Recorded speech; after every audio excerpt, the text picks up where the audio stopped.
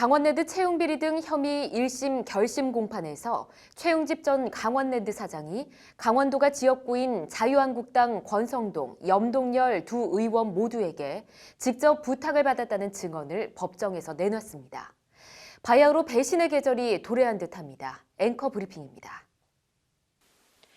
최용집 전 사장은 2012년부터 2013년 권성동 의원 등으로부터 채용 청탁을 받고 청탁 대상자가 합격할 수 있도록 면접 점수 조작 등을 직원들에게 지시한 혐의 등으로 기소됐습니다. 관련해서 최 전 사장은 오늘 결심 공판 검찰 피고인 신문에서 권성동 의원이 직접 찾아와 청탁 명단을 적고 권 의원 비서관인 김모 씨를 뽑아달라는 부탁도 받았다고 진술했습니다. 최 전 사장은 이어 염동열 의원 역시 강원랜드 커피숍에서 만나 직접 명단을 적고 불가능하다는 뜻을 전했지만 꼭 부탁한다는 말을 했다고 폭로했습니다. 장소와 당시 정황 등 진술이 상당히 구체적입니다. 최용집 전 사장은 그러면서 최후 진술에서 당시에는 관행이었지만 경솔했던 점을 지금은 뉘우치고 있다. 강원도와 지역을 위해 최선을 다했을 뿐 사익을 추구하지는 않았다고 강조했습니다.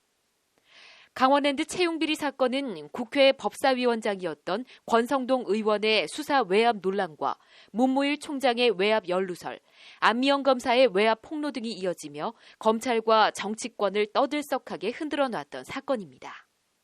이제 최 전 사장이 채용 청탁과 관련된 혐의를 전면 부인하고 있는 권성동, 염동열 두 의원의 주장과 정면으로 배치되는 진술을 내놓음에 따라 향후 더 치열한 법정 다툼이 예상됩니다. 청탁 사실을 털어놓은 뒤 최용집 전 사장은 2년 넘게 검찰 등의 조사를 반복적으로 받았고 이미 6개월 넘게 수감 생활도 한 만큼 선처해달라고 호소했습니다.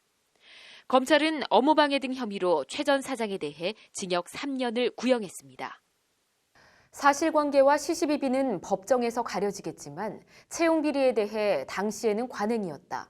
강원도를 위해 최선을 다했을 뿐 사익을 추구하지는 않았다는 최 전 사장의 말이 가슴에 걸립니다.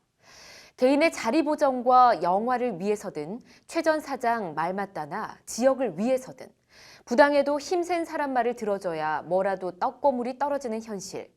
이를 위해 가볍게 짓밟혀도 좋은 흙수저 취업준비생들의 간절한 꿈. 관행이라는 이름으로 자행되어 온 이런 부당거래는 이제 정말 좀 끊어냈으면 하는 바람입니다. 앵커 브리핑이었습니다.